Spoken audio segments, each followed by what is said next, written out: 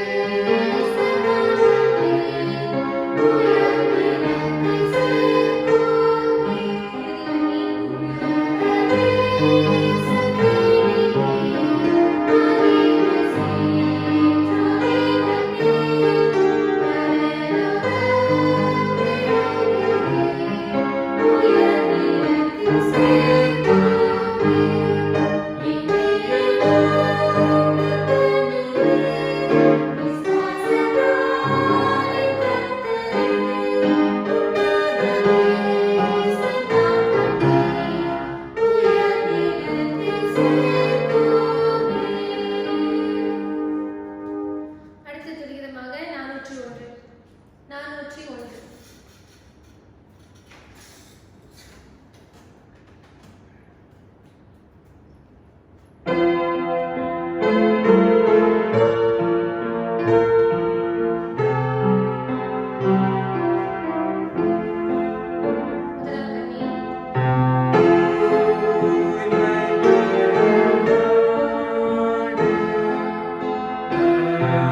முதலாம் கண்ணி.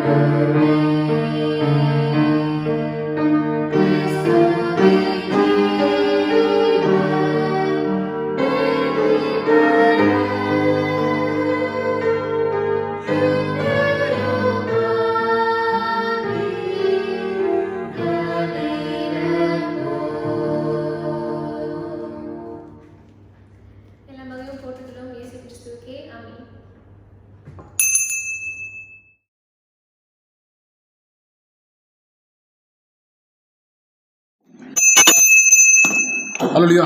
கர்த்தராகிய இயேசு கிறிஸ்து நாமத்தினாலே இந்த பரிசுத்தமான நோய் நாள் ஆராதனைக்கு ஆரம்பமாக நாம் கண்களை மூடி மௌன ஜெபம் செய்வோம்.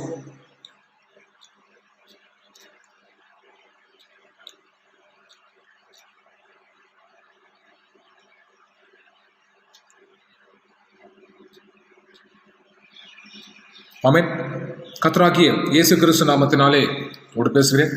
தேவனுடைய பெரிதான கிருபையினாலே மீண்டுமாக இந்த பரிசுத்தமான இந்த ஒரு நாளுக்குள்ளாக பிரவேசித்திருக்கிற ஒவ்வொருவரையும் கர்த்தராகிய இயேசு கிறிஸ்து நாமத்தினாலே வாழ்த்துக்களை தெரிவித்துக் கொள்கிறேன். தேவனாகிய கர்த்தர் வந்திருக்கிற யாவரையும் அவர் ஆஸ்வதிப்பாராக.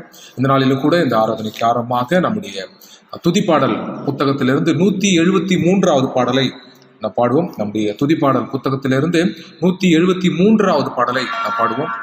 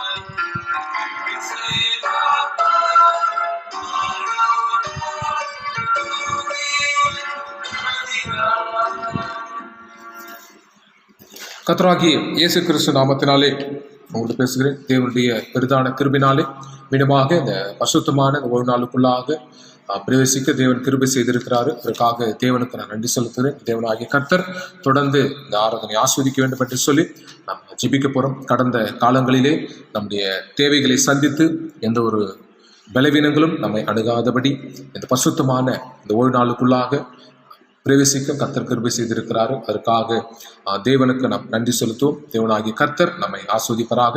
இந்த நாளிலும் கூட இந்த பரிசுத்தமான இந்த ஒரு நாளுக்குரிய ஆசீர்வாதத்தை பெற்றுக்கொள்ள நாம் ஒன்று கூடி கர்த்தராகிய இயேசு கிறிஸ்து நாமத்தினாலே நாம் ஜெபம் செய்வோம். அல்லேலூயா. கர்த்தராகிய இயேசு கிறிஸ்து நாமத்தினாலே அல்லேலூயா. ஸ்தோத்திர ஸ்தோத்திர ஸ்தோத்திர ஸ்தோத்திர ஸ்தோத்திர ஸ்தோத்திர புதிக்கிறோம் புதிக்கிறோம் புதிக்கிறோம் புதிக்கிறோம் புதிக்கிறோம் புதிக்கிறோம் புதிக்கிறோம் புதிக்கிறோம் புதிக்கிறோம் புதிக்கிறோம் புதிக்கிறோம் ராஜாவே மகிமை ராஜா மகிமை ராஜா மகிமை ராஜா மகிமை ராஜா மகிமை ராஜா மகிமை ராஜாவே நீரங்களை ஆசீர்வதியும் நீரங்களை ஆசீர்வதியும் நீரங்களை ஆசீர்வதியும் நீரங்களை ஆசீர்வதியும் நீரங்களை ஆசீர்வதியும் ராஜா நீரை பலப்படுத்தும் பலப்படுத்தும் பலப்படுத்தும் பலப்படுத்தும் பலப்படுத்தும் பலப்படுத்தும் பலப்படுத்தும் பலப்படுத்தும் ராஜாவே அதிசயமானவரே அதிசயமானவரே அதிசயமானவரே அதிசயமானவரே உம்முடைய சமாதானம் எங்களோடு கொடுக்கப்பட்ட உம்முடைய சமாதானம் எங்களோடு கொடுக்கப்பட்ட ராஜா அபியான பசுத்தமான ஒரு நாளில் கருத்து ஒப்புக் கொடுக்கிறோம். நீரங்களை ஆசீர்வதியும் ஆசீர்வதியும் ஆசீர்வதியும் ஆசீர்வதியும் ஆசீர்வதியும் ராஜா கருடி கருடி கருடி கருடி கருடி கருடி கருடி கருடி கருடி கருடி கருடி கருடி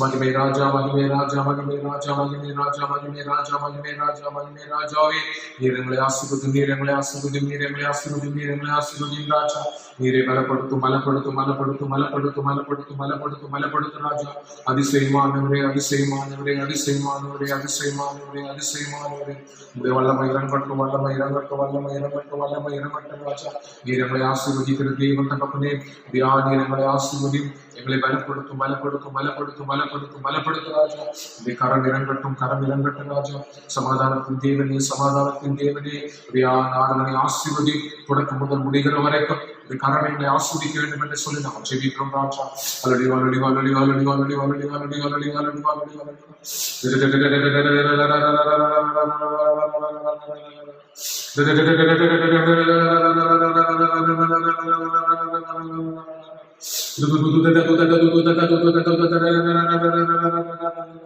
அதிசயமானவரே அதிசயமானவரே அதிசயமானவரே நீரங்களை ஆசீர்வதியும் ஆசீர்வதியும் ஆசீர்வதியும் ஆசீர்வதியும் ஆசீர்வதியும் ஆசீர்வதியும் ஆசீர்வதியும்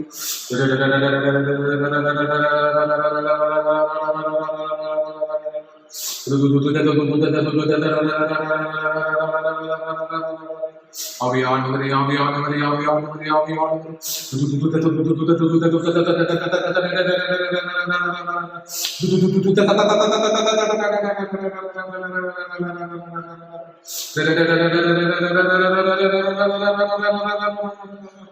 நன்றி ராஜா நன்றி ராஜா நன்றி ராஜா நன்றி ராஜா நன்றி ராஜா நன்றி ராஜா நன்றி ராஜா நன்றி ராஜாவே இந்த வல்லமை இறங்கட்டும் வல்லமை இறங்கட்டும் வல்லமை இறங்கட்டும் வல்லமை இறங்கட்டும் ராஜா பலப்படுத்தும் பலப்படுத்தும் பலப்படுத்தும் பலப்படுத்தும் பலப்படுத்தும் பலப்படுத்தும் ராஜா அப்படியான பசுத்தமானவர்களோடு நாளின் கணக்கில் ஒப்புக் கொடுக்கிறோம் என்னுடைய பாவ குற்றங்களை மன்னியும் ராஜா நாளுக்குரிய ஆசீர்வாதத்தை பெற்றுக்கொள்ள நீர் உதவி செய்ய வேண்டும் என்று சொல்லி நாம் ஜெபிக்கிறோம் ராஜா அவையார் தேவைகளை சந்தியும் இயேசு கிறிஸ்து நாமத்தினாலே சபைக்கு எதிராக இருக்கிற ஒவ்வொரு தேவைகளையும் நீ சந்திக்க வேண்டும் என்று சொல்லி நாளில் கூட நாம் ஜெபிக்கிறோம் ராஜா இயேசு கிறிஸ்து நாமத்தினாலே நீர் எங்களை ஆசீர்வதியும் எங்களை பலப்படுத்தும் எங்களை பாதுகாத்துக் கொள்ளும் ராஜா இந்த கரம் எங்களை வழிநடத்தட்டும் இந்த கரம் எங்களை வழிநடத்தட்டும் ராஜா தடைகளை நீக்கி போடுகிற தேவனே மத்தியில் இருக்கிற ஒவ்வொரு தடைகளையும் கர்த்தராகிய இயேசு கிறிஸ்து நாமத்தினாலே நீர் எடுத்து போட வேண்டும் என்று சொல்லி நாம் ஜெபிக்கிறோம் ராஜா மகிமே ராஜா மகிமே ராஜா மகிமே ராஜாவே நீரை ஆலோசனை கர்த்தராக இருந்து வழிநடத்தும் நீரை ஆலோசனை கர்த்தராக இருந்து வழிநடத்தும் ராஜா இயேசு கிறிஸ்து நாமத்தினால் இயேசு கிறிஸ்து நாமத்தினாலே நீரங்களை ஆசீர்வதியும் நீரங்களை ஆசீர்வதியும் நீரங்களை ஆசீர்வதியும் நீரங்களை ஆசீர்வதியும் ராஜா நீரை பலப்படுத்தும் பலப்படுத்தும் பலப்படுத்தும் பலப்படுத்தும் பலப்படுத்தும் பலப்படுத்தும் பலப்படுத்தும் ராஜா சமாதானத்தின் தேவனே சமாதானத்தின் தேவனே சமாதானத்தின் தேவனே பரிபூர்ணமான சமாதானம் வழிநடத்த வேண்டும் என்று சொல்லி நாம் ஜெபிக்கிறோம் அதிசயமானவரே அதிசயமானவரே இதோ கலங்காதே திகழாதே நான் உன்னோடு கூட இருக்கிறேன் என்று சொன்ன தகப்பனே இதாமே உன்னோடு கூட வந்து வழிநடத்த வேண்டும் என்று சொல்லி நாம் ஜெபிக்கிறோம் ராஜா தடைகளை நீக்கி போடுகிற தேவனே அப்படியாக மத்தியில் இருக்கிற ஒவ்வொரு தடைகளையும் கர்த்தராகிய இயேசு கிறிஸ்து நாமத்தினால் எடுத்து போடும் ராஜா நீரை கண்மணி போல பாதுகாத்து வழிநடத்த ராஜா இந்த கரம் இறங்கட்டும் இந்த கரம் இறங்கட்ட ராஜா பலப்படுத்தும் பலப்படுத்தும் பலப்படுத்தும் பலப்படுத்தும் பலப்படுத்தும் ராஜா நீர் ஆசீர்வதியும் ராஜா இயேசு கிறிஸ்து நாமத்தினால் நீர் எங்களை ஆசீர்வதியும் எங்களை பலப்படுத்தும் பலப்படுத்தும் பலப்படுத்தும் பலப்படுத்தும் ராஜா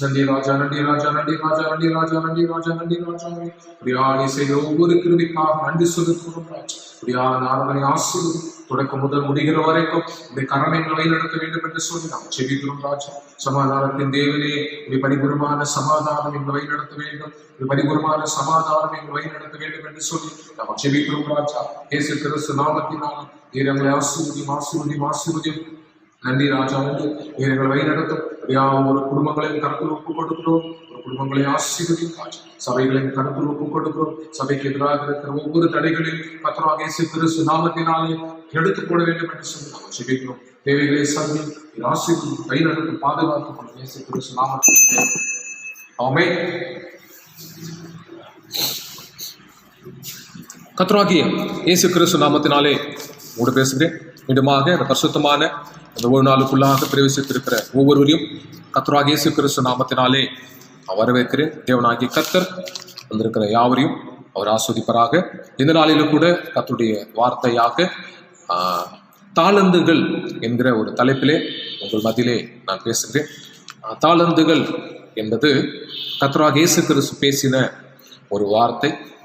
இன்றைக்கு அந்த தாளந்தை குறித்து நாம் பார்க்கலாம்.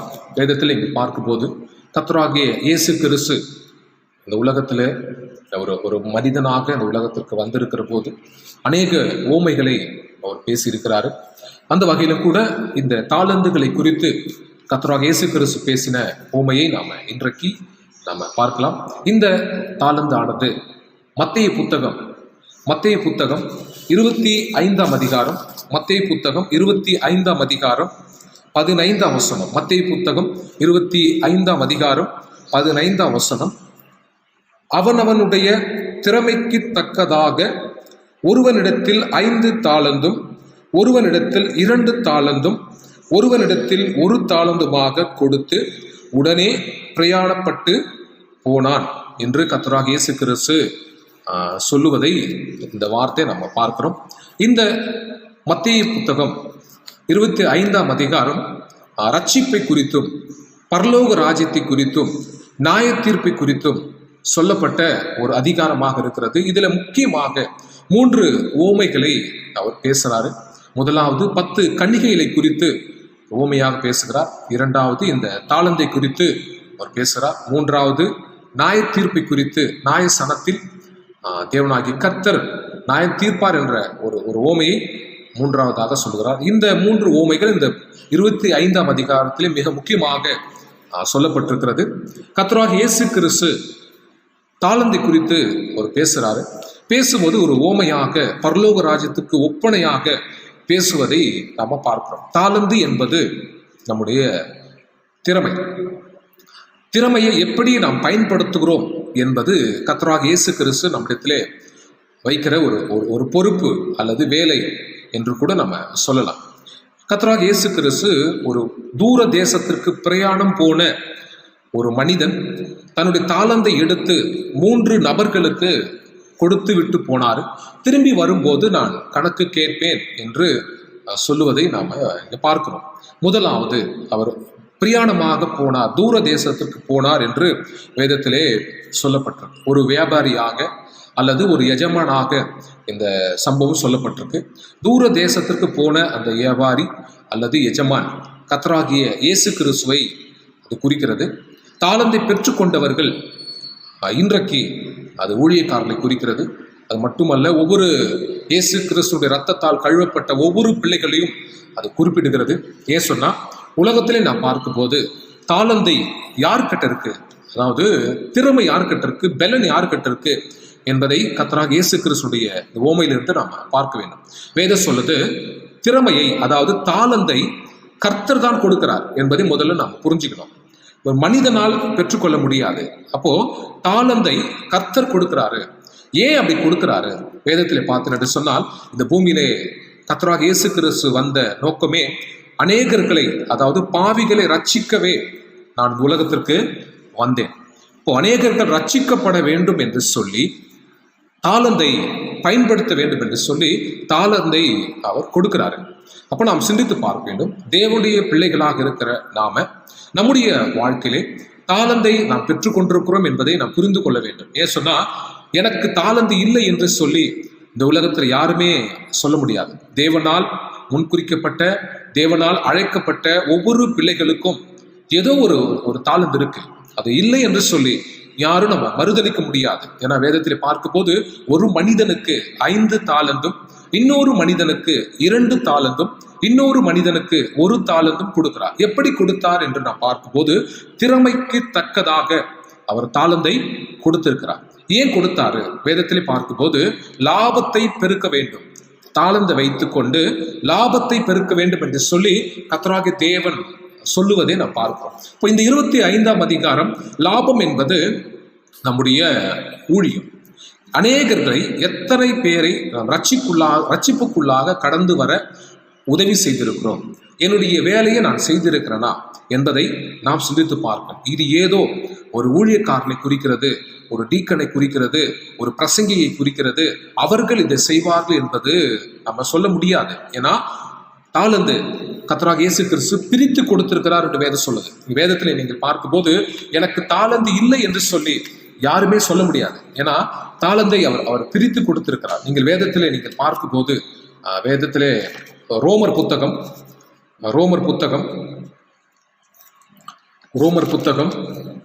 12ஆம் அதிகாரம், ரோமர் புத்தகம் 12ஆம் அதிகாரம் 6ஆம் வசனம். ரோமர் புத்தகம் 12ஆம் அதிகாரம் 6ஆம் வசனம். நமக்கு அருளப்பட்ட கிருபையின்படியே நாம் வெவ்வேறான வரங்களுக்குள்ளானவர்களானபடினாலே நம்மில் தீர்க்க தரிசனம் சொல்லுகிற வார்த்தை உண்டானவன் விசுவாச பிரமாணத்துக்கு ஏற்றதாக சொல்ல கடவன். 3வது வசனம், ரோமர் 12:3. அல்லாமலும் எனக்கு அருளப்பட்ட கிருபையினாலே நான் சொல்லுகிறதாவது, உங்களில் எவனாகிலும் தன்னை குறித்து எண்ண வேண்டியதற்கு மிஞ்சி எண்ணாமல் அவனவனுக்கு தேவன் பகிர்ந்த விசுவாச அளவின்படியே தெளிந்த எண்ணம் உள்ளவர்களாய் எண்ண வேண்டும் என்று அப்போஸ்தலனாகிய பவுல் ரோமருக்கு எழுதின ஒரு கடிதத்திலே சொல்லப்பட்டது. அவனவனுக்கு தகுதிக்கு ஏற்றபடி அவர் கிருபையை அளித்திருக்கிறார். அப்போ தாளந்து யார்கிட்ட இருக்குன்னா கர்த்தரிடத்தில் இருக்கிறது. கர்த்தர் தான் நம்முடைய வாழ்க்கையிலே தாளந்தை கொடுக்கிறார். அது மட்டுமல்ல, திறமைக்கு ஏற்றபடி அவர் தாளந்தை கொடுக்கிறார். என்னாலே பாட முடியும், என்னால ஜெபிக்க முடியும், என்னால ஊழியம் செய்ய முடியும், என்னாலே பேச முடியும் என்று நிறைய தாளந்துகளை நிறைய தகுதிகள் நமக்கு இருக்கு. நீங்க பார்க்கும்போது ஒருவருக்கு நன்றாக பிரசங்கம் செய்ய முடியும், இன்னொருக்கு நன்றாக பாட முடியும். ரெண்டுமே ஒருத்தரால செய்ய முடியாது. சிலருக்கு நான் சொல்லுகிறேன், எல்லாரையும் நான் சொல்லல, சிலர் சில தகுதிகளை அவர்கள் பெற்றிருப்பார்கள். அப்போ தேவன் அந்த தகுதியை ஏன் கொடுத்தாரு? வேதத்திலே பார்க்கும்போது ஏன் பிரித்து கொடுத்திருக்கிறாரு? இந்த 5 தாளந்தை பெற்றுக்கொண்ட மனிதன் என்ன செய்ய போகிறான்? 2 தாளந்தை பெற்றுக்கொண்ட மனிதன் என்ன செய்ய போகிறான்? 1 தாளந்தை பெற்றுக்கொண்ட மனிதன் என்ன செய்ய போகிறான் என்பதை கர்த்தர் பார்க்கிறார். ஏன்னா வேதம் சொல்லுது, அவர் தூர தேசத்துக்கு போனார் என்று வேதம் சொல்லுது. அவர் தூரமாக போகவில்லை, அவர் கண்காணித்துக் கொண்டே இருக்கிறார், நம்மை பார்த்து கொண்டிருக்கிற ஒரு தேவன். அப்போ இன்றைக்கு நமக்கு சில தாளந்துகளை அவர் கொடுத்திருக்கிறார். அப்போ என் தாளந்தை பயன்படுத்தி சபைக்கு நான் பிரயோஜனமாக இருக்கிறேனா, இந்த ஊழியத்திலே நான் அதற்கு தகுதி உள்ள பிள்ளையாக நான் இருக்கிறேனா, என் தாளந்தை வைத்துக் கொண்டு கர்த்தராகிய இயேசு கிறிஸ்துவுக்கு நான் என்ன செய்ய முடியும் என்பதை நாம் சிந்தித்து பார்க்க வேண்டும். ஏன் சொன்னா இன்றைக்கு நாம் சிந்தித்து பார்க்க வேண்டும். இந்த உலகத்திலே திறமை இல்லை என்று யாரும் சொல்ல முடியாது, எனக்கு தகுதி இல்லை என்று யாரும் சொல்ல முடியாது. ஏன்னா தகுதி இல்லாதவர்களை கூட அவர் எடுத்து பயன்படுத்தக்கூடிய தேவன் தான் கர்த்தராகிய இயேசு கிறிஸ்து. அப்போ 1 தாளந்தை கொடுத்திருக்கிறார் என்று சொன்னால் சிந்தித்து பார்க்கணும். 1 தாளந்தை பெற்றுக்கொண்டவன் எனக்கு தகுதியே இல்லைன்னு சொல்ல முடியாது. உனக்கு ஏற்ற தகுதியை நான் கொடுத்திருக்கிறேன். வேதத்திலே நீங்கள் பார்க்கும்போது வேத ஆராய்ச்சியாளர்கள் சொல்லுகிறார்கள், 1 தாளந்து என்பது கிட்டத்தட்ட ஒரு 15 ஆண்டுகள் உள்ள வருமானம். 15 ஆண்டுகளாக உழைத்து சம்பாதிக்கக்கூடிய ஒரு பணம் என்று ஆராய்ச்சியாளர்கள் சொல்லுகிறார்கள். அது மட்டும் அப்ப நாம் சிந்தித்து பார்க்கும்போது 1 தாளந்து என்பது குறைவானது, மிக அற்பமானது அப்படிலாம் எதுவும் கிடையாது. அப்போ சிந்தித்து பார்ப்பேன், எனக்கு தகுதி இல்லை என்று சொல்லி என்னால் அந்த ஊழியம் செய்ய முடியாது, சபைக்கு நான் பிரயோஜனமாக இருக்க முடியாது, இயேசு கிறிஸ்துவுக்கு நான் பிரயோஜனமாக இருக்க முடியாது என்று சொல்லி எந்த சூழ்நிலையிலும் நம்ம சொல்ல முடியாது. இப்ப கண்டிப்பாக ஏதோ ஒரு தகுதி எனக்குள்ள இருக்கு, கர்த்தர் கொடுத்திருக்கிறார். வேதத்துல இங்க பார்க்கும் போது இப்போ 1 தாளந்தை பெற்றுக்கொண்டிருக்கிறான், 2 தாளந்தை பெற்றுக்கொண்டிருக்கிறான், 5 தாளந்தை பெற்றுக்கொண்டிருக்கிறான். இப்போ வெவ்வேறு விதமான தாளந்துகளை அவர்கள் பெற்றிருக்கிறார்கள். அப்போ இன்றைக்கு தேவனுடைய பிள்ளைகளாக இருக்கிற நாம சபையிலும் கூட வெவ்வேறு தாளந்துகளை சபையினுடைய தேவனுடைய பிள்ளைகள் பெற்றிருக்கிறார்கள். அதனாலே இன்றைக்கு மனத்தாழ்மையோடு வருத்தத்தோடு நம்ம பேச முடியாது. எனக்கு எந்த தாளந்தும் இல்லை, எனக்கு எந்த தகுதியும் இல்லை அப்படின்னு நம்ம சொல்ல முடியாது. ஏன் சொன்னா கர்த்தராகிய இயேசு கிறிஸ்து ஒவ்வொரு பிள்ளைகளுக்கும் அவர் தாளந்தை பகிர்ந்து கொடுத்திருக்கிறார். எப்படி கொடுக்கிறார் அப்படின்னா திறமைக்கு ஏற்ற அவர் பகிர்ந்து கொடுத்திருக்கிறார் என்பதை சிந்தித்து பார்ப்பேன். அப்போ என் தாளந்தை வைத்து கொண்டு சபைக்கு நான் பிரயோஜனமாக இருக்கிறேனா, என் ஊழியத்திலே நான் என்ன செய்ய போகிறேன்? இயேசு கிறிஸ்து என்னை அழைத்து தகுதிப்படுத்தியிருக்கிறார். இந்த உலகத்திலே ஒரு தேவனுடைய பிள்ளையாக இருப்பதற்கு என்னை தகுதிப்படுத்தியிருக்கிறார். அப்போ இந்த தகுதி, இந்த திறமையை வைத்துக்கொண்டு மற்றவர்களுடைய ரட்சிப்புக்காக நான் என்ன செய்ய போகிறேன்? இப்ப வேதத்தில் நீங்கள் பார்க்கும்போது நீ அதிக தூரமாக நீ போக வேண்டிய அவசியம் இல்லை. ஏதோ தூரம் போனோம், என் தாளந்தை வைத்துக்கொண்டு எங்கெங்கேயோ போனோம் அப்படிலாம் இல்லை. வேதத்தில் இங்கே பார்க்கும்போது முதலாவது எருசலேமுக்கு போங்கள். அதாவது முதலாவது தன் குடும்பத்திற்குள்ளாக நீங்கள் போங்கள். உன் குடும்பத்துக்குள்ளாக ரட்சிப்புக்குள்ளாக கடந்து வர முன்னால் முடிந்ததை செய்யுங்கள். ஏன்னா உனக்கு ஒரு தாளந்து இருக்கு, 2 தாளந்து இருக்கலாம், 3 தாளந்து இருக்கலாம், ஏதோ ஒரு இன்று இருக்கு. என்னால முடியும், என் குடும்பத்தை ரட்சிப்புக்குள்ளாக கொண்டு வர என்னால முடியும். அடுத்ததாக என் உறவுகள், என் நண்பர்கள், எனக்கு தெரிந்தவர்கள், என் கிராமத்தார், என் பட்டணத்தார், என் சபை மக்கள், நிறைய சொல்லிட்டே போகலாம். ஒவ்வொரு தாளந்தையும் கொஞ்சம் கொஞ்சமாக நான் வளர்ச்சி பாதைக்கு கொண்டு செல்லுகிற போது கர்த்தர் அதை பார்த்து கொள்வார். ஏன்னா தகுதி இல்லாத நம்மை அவர் அழைத்து தகுதியை கொடுத்திருக்கிறார். இல்லை என்று சொன்னால் நம்முடைய கர்த்தராகிய இயேசு கிறிஸ்துவை ஏற்றுக்கொள்ள முடியாது, இந்த ரட்சிப்புக்குள்ளாக நாம் கடந்து வர முடியாது. அப்போ தகுதியை கர்த்தர் எனக்கு கொடுத்திருக்கிறார். அடுத்ததாக வேதத்தில் நீங்கள் பார்க்கும்போது இந்த தாளந்து நமக்குரியது கிடையாது, கர்த்தராகிய இயேசு கிறிஸ்துக்கு உரியது. வேதம் சொல்லுது கர்த்தராகிய தேவனுக்குரிய தாளந்து நமக்கு சொந்தமானது கிடையாது. ஏன்னா வேதத்தில் இங்கே பார்க்கும்போது யோபு சொல்லுகிறான், நான் நிர்வாணியாய் வந்தேன், நிர்வாணியாய் போகிறேன். அதாவது ஒன்றும் இல்லாமல் இந்த உலகத்திற்கு வந்திருக்கிறேன், ஒன்றும் இல்லாமல் இந்த உலகத்திற்கு நான் கடந்து செல்ல போகிறேன். என்னிடத்துல ஒன்றும் கிடையாது. அப்போ இந்த தாளந்து எஜமானுக்குரியது, அதாவது கர்த்தராகிய இயேசு கிறிஸ்துக்குரிய தாளந்து. அப்போ இயேசு கிறிஸ்துக்குரிய தாளந்தை இன்றைக்கு நமக்கு அவர் கொடுத்திருக்கிறார். இந்த தாளந்தை வைத்துக் கொண்டு நான் என்ன செய்ய போகிறேன் என்றுதான் நாம் சிந்தித்து பார்ப்பேன். அப்போ இந்த தகுதியை வைத்துக் கொண்டு என்னால் என்ன செய்ய முடியும் என்பதை நாம் சிந்தித்து பார்ப்பேன். இப்போ இந்த தகுதியை வைத்துக் கொண்டு நான் எதையாவது கர்த்தருக்கு செய்ய வேண்டும். அப்ப என்ன செய்யலாம்? வேதத்தில் நீங்கள் பார்க்கும்போது நம்ம என்ன செய்ய முடியும், இந்த உலகத்தில் நீங்கள் பார்க்கும்போது என்ன செய்ய முடியும் என்று சொல்லி நாம் நினைக்கிற போது சில வேளைகள் நமக்கு வருத்தங்கள் வரலாம். ஏன்னா என்னால் எதையும் செய்ய முடியாது, அதற்குரிய தகுதி எனக்கு கிடையாது, மற்றவர்கள் அதை செய்வார்கள், எஜமான் எனக்கு கொடுத்திருந்தாலும் அதை எடுத்து பயன்படுத்தக்கூடிய திறமை எனக்கு இல்லை என்று சொல்லி நாம நினைக்கலாம். அது நம்முடைய மனம் சம்பந்தப்பட்ட உணர்வு. உதாரணத்தை இங்கே பார்த்துன்னு சொன்னால் ஒரு குழந்தை பிறக்கிறது. குழந்தை பிறக்கிற போது அது நடக்க கற்றுக் கொடுப்பது யாரு? பேச கற்றுக் கொடுப்பது யாரு? குழந்தையினுடைய உள் உணர்வு இதை செய்கிறது. ஏன் சொன்னா இயற்கையாகவே அது நடக்க முயற்சிக்கிறது, பேச முயற்சிக்கிறது. கொஞ்சம் தான் பெற்றோர்கள் அதற்கான வழிகளை தூண்டி விடுறாங்க, அதாவது கைப்பிடிச்சு நடக்க வைக்கிறாங்க, பேசுவதற்கான வழிகளை அவங்க சொல்லிக் கொடுக்குறாங்க. ஆனால் இயற்கையாகவே அது நடக்க முயற்சிக்கிறது, இயற்கையாகவே அது பேச முயற்சிக்கிறது. அதே மாதிரி கர்த்தர் எனக்குள்ளே கொடுத்திருக்கிற தாளந்தை நான் பயன்படுத்துகிற போது இயற்கையாகவே உன்னுடைய உள் உணர்வே தேவன் உன்னை எடுத்து பயன்படுத்த அவர் சித்தமாக இருக்கிறார். ஆனா அதான் சிந்தித்து பார்ப்பேன். நீங்க வேதத்தில் இங்கே பார்க்கும் போது அப்போஸ்தலன் பவுல் சொல்கிறான், 1 கொரிந்தியர் புத்தகம்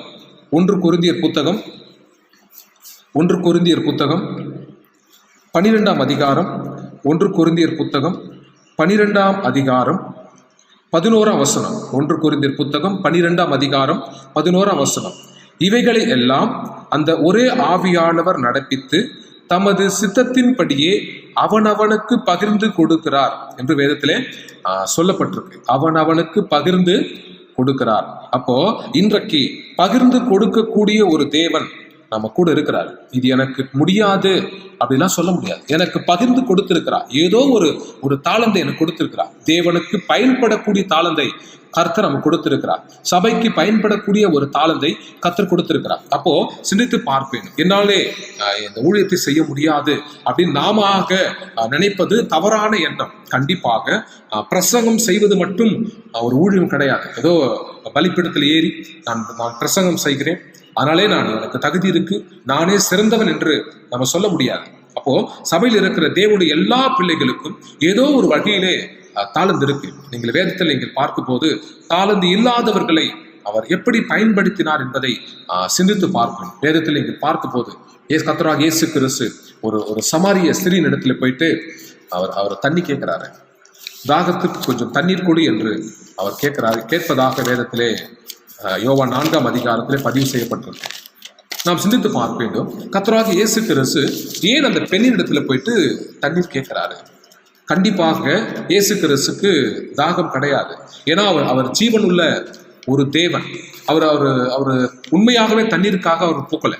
நீங்கள் வேதத்தில் பார்க்கும்போது அவர் தண்ணீர் கேட்டிருக்கிறாரு. ஆனால் கடைசி வரைக்கும் அந்த தண்ணீரை குடித்தாரா அப்படின்னு பார்த்தா, நான் கடைசி வரைக்கும் அவன் தண்ணீரே குடிக்கல. அப்போ அந்த சமாரியா ஸ்திரீடத்துல போயிட்டு கொஞ்சம் தண்ணீர் குடி என்று கேட்கிறாரு. அப்போ அந்த அந்த பெண் சொல்லுகிறார், நீ யூதனாக இருப்பதனாலே எப்படி உனக்கு தண்ணீர் கொடுக்க முடியும் அப்படின்னு அவ கேட்கிறா. ஏன் கேட்கிறா அப்படின்னா, யூதர்களும் சமாரியர்களும் பிரச்சனைக்குரியவர்கள், 2 பேரும் பேச மாட்டாங்க, சாப்பிட மாட்டாங்க, ஒருவரோடு உறவாட மாட்டாங்க, எதிரிகளாகவே அவர்கள் வேதத்திலே பழைய ஏற்பாட்டிலிருந்து தொடர்ந்து சொல்லிக்கிட்டே வருது. சமாரியர்களும் யூதர்களும் ஒன்று கலக்காமல் இருந்தார்கள் என்று வேதம் சொல்லுகிறது. இப்போ கர்த்தராகிய இயேசு கிறிஸ்து இவர்களுக்கு ரட்சிப்பை நான் கொடுக்க வேண்டும் என்று தேவன் சொல்றாரு. அப்போ இந்த ரட்சிப்பை எப்படி நான் கொடுப்பது? எதையாவது ஒரு வழியிலே கர்த்தராகிய இயேசு கிறிஸ்து சமாரியர்களுக்கு ரட்சிப்பை கொடுக்க வேண்டும். இப்ப ரட்சிப்பை கொடுக்கும் போது அவர் தேர்வு செய்த ஒரு பாத்திரம், அவர் தேர்வு செய்த ஒரு தாளந்து யாரு? வேதம் சொல்லுது, அந்த சமாரிய ஸ்திரீ. நிறைய பேர் இருக்கிறாங்க அந்த சமாரியாவிலே. படித்தவர்கள் இருக்கலாம், அறிவாளிகள் இருக்கலாம், புத்திசாலிகள் இருக்கலாம், நானே சிறந்தவர் என்று சொல்லக்கூடிய தகுதி உள்ளவர்கள் நிறைய பேர் இருக்கலாம். ஆனால் கர்த்தராகிய இயேசு என்று சொல்றாரு, ஒரு ஸ்திரீயை அவர் தேர்வு செய்து அந்த பெண்ணுக்கிட்ட பேசுறாரு. பேசும்போது சொல்றாரு, அந்த பெண் யாரு? வேதம் சொல்லுது, 5 புருஷர்கள் எனக்கு இருந்தார்கள் என்று இயேசுவிடத்திலே அவள் சொல்லுகிறார். இயேசு சொல்லும் போது அதை ஒற்றுக்கொள்ளுகிறார். எனக்கு கிடையாது, நான் பசுத்தவான் அப்படிலாம் அந்த பெண் சொல்லல. அப்போ ஒரு 5 புருஷர்கள் எனக்கு இருக்கிறார் என்று சொன்னால் அந்த பெண் யாரு? தவறான பெண் என்று வேதம் சொல்லுகிறது. இப்போ தகுதி இல்லாத ஒரு பெண், உலகம் புறக்கணிக்கப்பட்ட ஒரு பெண், அந்த பெண்ணை அதிகமாக யாரும் நேசிக்க மாட்டாங்க. ஏன் சொன்னா, தவறான ஒரு பெண்ணை எப்படி பேசுவாங்க, அவளை எப்படி நேசிப்பாங்க? ஆனால் கர்த்தராகிய இயேசு கிறிஸ்து நீங்கள் பாருங்கள், அந்த பெண்ணிடத்திலே அவர் பேசுகிறார், தண்ணீர் கேட்கிறார், ரட்சிப்பை கொடுக்கிறார். அது மட்டுமல்ல, நான் கொடுக்கும் தண்ணீரோ நித்திய ஜீவ காலமாக உங்களிடத்திலே ஊற்றாக இருக்கும். நான் கொடுக்கிற தண்ணீர் உங்கள் வாழ்க்கையிலே தாகம் உண்டாகாது என்று இயேசு கிறிஸ்து அந்த பெண்ணிடத்துல சொல்றாரு. சிந்தித்து பார்க்கணும். அப்போ அந்த பெண் என்ன சொல்லுகிறார்? அந்த தண்ணீர் எனக்கு கொடுங்க அப்படின்னு அவன் கேட்கிறான். ஏன்? அவள் மாம்சத்தின் படியே சிந்திக்கிறாள், மாம்சத்தின் படி அவள் கேட்கிறாள். அப்போ இந்த சதா காலமும் இந்த தண்ணீரே நாங்கள் குடித்து கொண்டிருக்கிறோம், எங்களுக்கு தாகம் உண்டாகிட்டே இருக்கு. அப்போ அவன் சொல்றா, அப்படிப்பட்ட ஒரு தண்ணீர் இருந்தா எனக்கு கொடுங்க, நான் குடிக்கிறேன்னு கேட்கிறான். ஆனா ஏன் சொல்றாரு? ஜீவ தண்ணீரை நான் உனக்கு கொடுக்கிறேன். நான் சிந்தித்து பார்ப்பேன், ஜீவ தண்ணீர் எது? ரட்சிப்பு. அப்போ இன்றைக்கு நாம் சிந்தித்து பார்க்க வேண்டும். எனக்கு தகுதி இல்லை என்று சொல்லி யாராவது நம்ம சொல்ல முடியுமா? வானத்தையும் பூமியும் படைத்த ஒரு தேவன் ஒரு சாதாரண ஒரு பெண்ணை எடுத்து அவர் பயன்படுத்துகிறார். அந்த பெண்ணிற்கு ஜீவ தண்ணீரை கொடுக்க அவர் ஆசைப்படுகிறார். அது மட்டுமல்ல, அந்த பெண் அதை பெற்றுக்கொள்ள ஆசைப்பட்டு வேதம் சொல்லுது. வேதத்தில் நீங்கள் பார்க்கும் போது அந்த பெண் என்ன செய்தாள்? இயேசுவோடு பேசின அந்த உரையாடலுக்கு பின்பு, இயேசுவோடு பேசின அந்த பேச்சுக்கு பின்பு அவள் என்ன செய்கிறாள்? அதான் தாளந்தை எப்படி பயன்படுத்துகிறாள் என்பதை சிந்தித்து பார்ப்பேன். இயேசுவோட பேசிட்ட, எனக்கு ரட்சிப்பு கொடுத்துட்டாரு, எனக்கு ஜீவ தண்ணீரை கொடுத்துட்டாரு, என்னுடைய முன்னோர்கள் இந்த மலையிலே தொழுது கொண்டார்கள், இனி வரப்போற காலங்களிலே எல்லா இடங்களிலும் தொழுது கொள்ளுகிற காலம் வரும் என்று இயேசு சொன்ன போது அதை கேட்டுட்டு அவள் போயிட்டே இருக்கலாம். அவன் என்ன செய்கிறாள்? வேதம் சொல்லுது, யோவான் புத்தகம் 4ஆம் அதிகாரம், யோவான் புத்தகம் 4ஆம் அதிகாரம் 28ஆம் வசனம். யோவான் புத்தகம் 4ஆம் அதிகாரம் 28ஆம் வசனம். அப்போது அந்த ஸ்திரீ தன் குடத்தை வைத்து விட்டு ஊருக்குள்ளே போய் ஜனங்களை நோக்கி, 29, நான் செய்த எல்லாவற்றையும் ஒரு மனுஷன் எனக்கு சொன்னார், அவரை வந்து பாருங்கள், அவர் கிறிஸ்து தானே என்றார். வேதம் சொல்லுகிறது, நான் செய்த யாவற்றையும் அவர் சொன்னார், வந்து பாருங்கள். சிந்தித்து பாருங்கள். இதான் தாளந்தை பயன்படுத்துவது. ஒன்றும் இல்லாத ஒரு பெண், தவறான ஒரு பெண், அப்படிப்பட்ட ஒரு பெண் சொல்லுகிறாள், வந்து பாருங்கள். யாரை? சிந்தித்து பார்க்க, யாரை வந்து பாருங்கள்? கிறிஸ்து தானே. அப்படின்னா கர்த்தராகிய இயேசு கிறிஸ்துவை வந்து பாருங்கள். அவள் தாளந்தை எப்படி பயன்படுத்துகிறார் என்பதை சிந்தித்து பார்க்கணும். இயேசு அற்புதம் செய்யறாரு, மிகப்பெரிய சத்தியத்தை சொன்னாரு, அந்த சத்தியத்துல நான் பேசுறேன், நான் பிரசங்கம் பண்றேன், நான் அற்புதம் செய்யறேன் அப்படிலாம் அந்த பெண் சொல்லல. ஒரு சிம்பிளான ஒரு வார்த்தை, வந்து பாருங்கள். ஏன்? இதுல என்ன இருக்கு? வந்து பாருங்கள் என்று சொல்லுகிற ஒரு வார்த்தையில என்ன இருக்கு? ஒண்ணுமே இல்லை.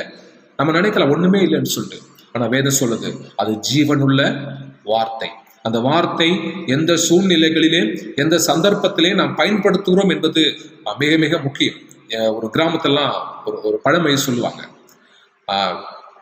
முயற்சி செய்யாதவன் நதியை தாண்ட மாட்டான். அப்படின்னா முயற்சி செய்யாதவர்கள் நதியை தாண்ட முடியாது, அதாவது ஆறை தாண்ட முடியாது. ஆறு ஓடிட்டே இருக்கு, தண்ணி ஓடிட்டே இருக்கு. ஒருவேளை அதிகமாக ஓடலாம், அதிகமாக மழை காலத்துல அதிகமாக ஓடிட்டே இருக்கும். ஒரு மனிதன் மழை காலத்துல போயிட்டு அந்த ஆற்றை பார்த்துட்டு அதிகமாக தண்ணி போகிறது, அந்த ஆற்றை கடக்க முடியாது என்று சொல்லி அவன் திரும்பி போயிடலாம். பிற்பாடு அவன் கோடை காலத்துல திரும்பி வரலாம். கோடை காலத்துல அந்த ஆற்றை பார்க்கிறான், தண்ணீர் ஓடிட்டே இருக்கு. ஆனால் அவனுடைய பார்வையிலே சதா காலமும் மழை காலத்துல பார்த்த அதே தண்ணீர் கோடை காலத்திலும் ஓடிக்கிட்டே இருக்கு அவன் நினைச்சிட்டு இருக்கிறான். ஆனால் ஆறானது தண்ணீரை கோடை காலத்துல குறைவாக ஓடுகிறது. இப்போ மழை காலத்துல ஆற்றை கடக்க முடியாது உண்மை, ஆனால் கோடை காலத்துல ஆற்றை கடக்க முடியும், ஏன்னா தண்ணீர் குறைவாக ஓடுகிறது. அப்போ முயற்சி செய்யவில்லை என்று சொன்னால் ஆற்றை கடக்க முடியாது. அப்போ ஏன்னா குறைவான தண்ணீர் ஓடும் போது உன்னால கண்டிப்பாக அந்த ஆற்றை கடந்து போக முடியும். அப்போ உன் தாளந்து உனக்கு கொடுக்கப்பட்டிருக்கு, நீ என்ன செய்திருக்கிறாய்? நீ ஊழியத்திற்கு புரோஜனம் உள்ள பிள்ளையாக நீ எடுத்து பயன்படுத்த முயற்சி செய்திருக்கிறாயா? அதான் வேதம் சொல்லுது. அப்போ வேதத்திலே பார்க்கும் போது அவர் தாளந்தை கொடுத்த நோக்கம் என்ன சிந்தித்து பார்க்கணும். எதற்காக அவர் கொடுத்தாரு? வேதத்திலே பார்க்கும் போது லாபத்தை அவருக்கு நான் கொடுக்க வேண்டும், அதான் நோக்கம். ஏன்னா கர்த்தராகிய இயேசு கிறிஸ்து ஒரு நோக்கத்தோடு தான் அவர் செய்யறாரு. இந்த ஓமைகள் எல்லாமே ஒரு நோக்கத்திற்காக தான் அவர் செய்திருக்கிறார். அது மட்டுமல்ல, கர்த்தராகிய இயேசு கிறிஸ்து இந்த உலகத்திற்கு மனிதனாக வந்ததே ஒரு நோக்கம்தான். அதாவது பாவிகளை ரட்சிப்பதற்காகவே இந்த உலகத்திற்கு வந்தாரு. அப்போ இன்றைக்கு கர்த்தராகிய இயேசு கிறிஸ்து நம்மை தேர்வு செய்திருக்கிறார் என்று சொன்னால் ஏதோ ஒரு நோக்கம் இருக்கு. தாளந்தை கொடுத்து என்னை பயன்படுத்த அவர் விரும்புகிறார். அது 5 தாளந்தாக இருக்கலாம், 2 தாளந்தாக இருக்கலாம், 1 தாளந்தாக இருக்கலாம், ஏதோ ஒரு நோக்கம் இருக்கு. அப்போ இந்த நோக்கத்தை பயன்படுத்தக்கூடிய பிள்ளைகளாக நான் இருக்கிறேனா என்பதை சிந்தித்து பார்க்கணும். நோக்கம் இல்லாமல் கர்த்தர் எதையும் செய்ய மாட்டாரு. அப்போ தேவனுடைய பிள்ளைகளாக இருக்கிற நாம இன்றைக்கு ஏன் இந்த சபையிலே நாம் வந்திருக்கிறோம்? ஏன் இந்த ரட்சிப்பை நான் பெற்றிருக்கிறேன்? ஏன் இந்த தாளந்தை நான் பெற்றிருக்கிறேன்?